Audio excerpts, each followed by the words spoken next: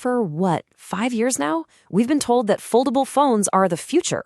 But here in 2025, that future feels kind of shaky. The hype is definitely cooling off, sales are hitting a wall, and honestly, a lot of users are just getting tired of the compromises.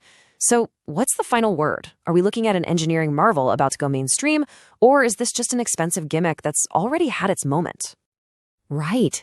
This is the big one, isn't it? We've had half a decade of promises about these things revolutionizing what we carry in our pockets.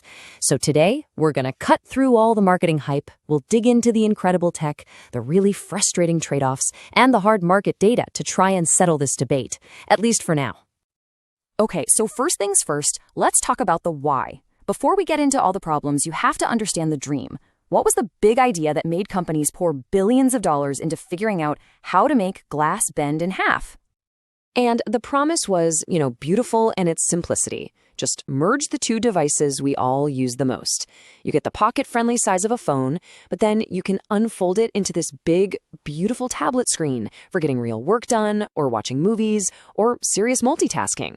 It was sold as the one device to rule them all. And let's be super clear here. No matter what you think about foldables, the technology that actually makes them work is a genuine engineering marvel. I mean, the science happening inside that little hinge is it's mind-boggling. I mean, just look at this stuff. We're talking about glass that is half the width of a human hair that can bend hundreds of thousands of times without shattering. The hinges use the same kind of titanium you find in spacecraft, and some of them even have these tiny little brushes inside that literally sweep out dust every single time you open it. It is an absolutely incredible piece of microengineering. But all of that incredible engineering comes at a price. And I'm not just talking about the sticker shock. I'm talking about a series of really uncomfortable, real-world compromises that you have to live with every single day. This quote really nails it. One critic called it innovation without purpose. It feels like a bunch of brilliant solutions to a problem that, for most people, just doesn't really exist. The tech is amazing, for sure, but is it actually making our lives any better? And this is what it's really like to own a foldable right now. It all starts with the crease, that visual, physical bump that's always reminding you the screen isn't perfect. Then you've got this low-level anxiety about durability. Is it too thick and heavy? Is the battery going to make it through the day? And, will my favorite app even look right on this weirdly shaped screen? It's a lot. And this just sums up the emotional side of it perfectly. Your phone is one of the most important things you own. The feeling that you constantly have to baby it, that one wrong move could lead to a massive repair bill, it's genuinely exhausting. Let's just zero in on that crease for a second. It's not just a cosmetic thing. It's a physical bump you feel with your thumb every single time you scroll. It's a distortion that catches the glare from a light when you're trying to watch a video. It just constantly breaks the illusion of having that perfect flat tablet screen. And then there's the battery. Turns out powering a giant folding screen takes a huge amount of juice. Test after test shows foldables just can't keep up with regular phones. 10 hours of web surfing is pretty standard for a flagship these days, but getting even 7.5 on a foldable is a good day.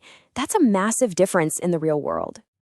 And you really feel that extra weight. We're talking 20 to 30% heavier than a normal flagship phone, which is already pretty heavy. That's the difference between a phone that just disappears in your pocket and one that feels like a brick. It's a big deal. So these compromises, they aren't just complaints you see in reviews anymore. For the very first time, we are seeing this stuff show up in the global sales numbers. The foldable hype train is seriously losing steam. And this right here, this is the chart that has the whole industry spooked. Just look at that shift. For years, this market was just exploding with over 40% growth every single year. Then, boom, 2024, it hits a wall and slows to just 5%. And now, for the first time ever, projections show the market is actually going to shrink. That is a complete 180. And the problem goes even deeper. The market is basically a two-horse race between Samsung and Huawei. Without a really strong third player, like a Google or an Apple, to push things forward, the whole category risks getting stale.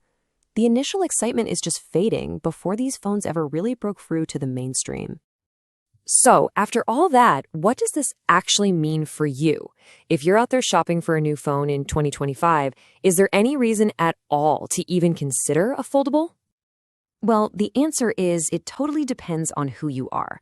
If you are part of that very specific, very small group of power users, someone who absolutely needs a tablet for work, on the move, and you're willing to put up with all the downsides we just talked about, then yeah, for you, the answer is a qualified yes. And if you are one of those people, these are the ones to look at. Samsung's Galaxy Z Fold 7 is still kind of the best all-around option, especially here in the West. But what's really interesting is that if you care most about one specific thing, like having the biggest battery, or the absolute best camera, or the thinnest design, it's actually other companies like Vivo, Oppo, and Honor that are really pushing the envelope. But for pretty much everyone else, a classic, normal smartphone is still the smarter, safer, and more dependable choice. They have better cameras, way better battery life, they're more durable, and they cost a lot less. They're just reliable. And in a device you depend on 100 times a day, reliable is an incredibly valuable thing. So, is that it? Is the story over? Is the foldable phone just a temporary dead end, or is this really just chapter 1 in a much longer story about flexible technology? Well, the story is definitely not finished. The biggest wild card out there is Apple. The rumor is they might jump in around 2026. If that happens, it could completely change the game and force everyone to get better. At the same time, you've got engineers in labs working on even crazier ideas, like phones that fold twice or screens that literally roll out, all while they chase the holy grail, a screen with a truly invisible crease. And really, that leaves us with the big question. For now, the foldable phone is a brilliant piece of technology, but it's also an expensive answer to a question most of us just aren't asking. The next generation has to be about solving a real problem, not just being a cool party trick. Whether it can finally do that, well, that's a story we'll be watching very, very closely.